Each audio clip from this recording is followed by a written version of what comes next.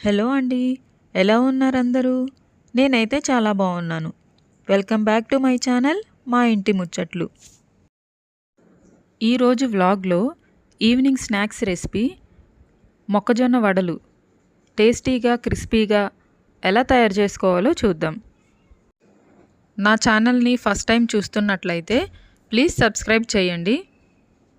ఈ మొక్కజొన్న వడలు పిల్లలకి ఈవినింగ్ స్నాక్స్గా చేసి పెడితే ఇష్టంగా తింటారు. ఆరోగ్యానికి కూడా చాలా మంచిది. సో ప్రాసెస్ చూద్దాం.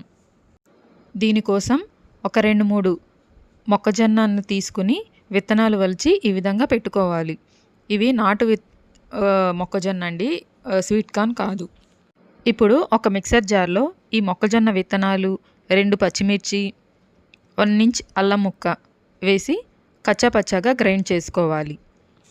ఈ గ్రైండ్ చేసిన మొక్కజొన్న పిండిలో 2 స్పూన్ల వరిపిండి, ఒక పెద్ద సైజు ఉల్లిపాయ, సన్నగా తరిగిన ఉల్లిపాయ ముక్కలు, జీలకర్ర, కరివేపాకు, కొత్తిమీర, సన్నగా తరిగిన పుదీనా ఇవన్నీ వేసి బాగా ఉప్పు, రుచికి సరిపడా సాల్ట్ వేసి బాగా కలుపుకోవాలి. వరిపిండి వేయడం వల్ల వడలు క్రిస్పీగా వస్తాయి. ఇప్పుడు ఒక కళాయిలో ఆయిల్ పెట్టుకుని వేడి చేసుకోవాలి. ఆయిల్ కాగాక మంటని మీడియం ఫ్లేమ్లో పెట్టుకుని ఒక్కొక్కటిగా వడలులాగా చేసుకుని రౌండ్గా వేసుకుంటూ ఉండాలి. ఇప్పుడు ఈ వడలు గోల్డెన్ బ్రౌన్ కలర్ వచ్చే వరకు డీప్ ఫ్రై చేయాలి.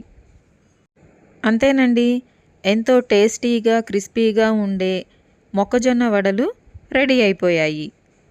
ఇది ఈవినింగ్ పిల్లలకి స్నాక్గా పెడితే చాలా ఇష్టంగా తింటారు. తప్పకుండా మీరు ట్రై చేసి ఎలా ఉందో నాకు కామెంట్ చేయండి.